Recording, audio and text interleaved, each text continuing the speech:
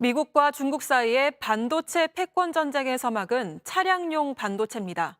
전 세계적으로 차를 만들 반도체가 부족하고 당장 국내 자동차 공장들도 멈춰섰습니다. 더 큰 문제는 올해 하반기까지 반도체가 부족할 수 있다는 겁니다.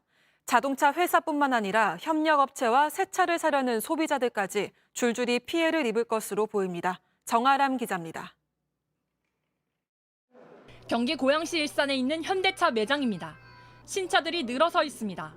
하지만 이달 출시 예정으로 사전 예약만 4만 대가 넘는 현대차의 전기차 아이오닉 5는 보이지 않습니다. 아이오닉 5가 아직 판매 개시가 안 되고 있어서요. 납기도 지금 정확하게 말씀을 못 드리고요. 그것 때문에 좀 납기가 늘어지는 것도 맞긴 맞으세요. 아이오닉 5 등을 만드는 울산 1공장은 지난 7일부터 일주일 동안 가동을 멈췄습니다. 그랜저와 소나타를 만드는 아산 공장도 지난 12일에서 13일 이틀간 문을 닫았습니다.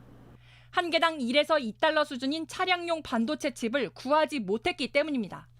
대만 칩을 쓰는데 최근 공급량이 크게 달립니다.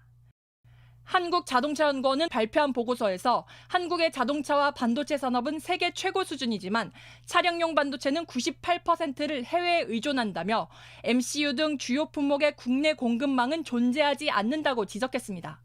현대차는 일단 예정대로 공장을 다시 연다는 방침이지만 반도체 칩 부족으로 언제 다시 공장이 멈출지 불투명합니다.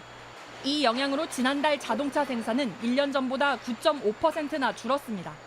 이러자 차량용 반도체를 국산화해야 한다는 목소리가 커지고 있습니다.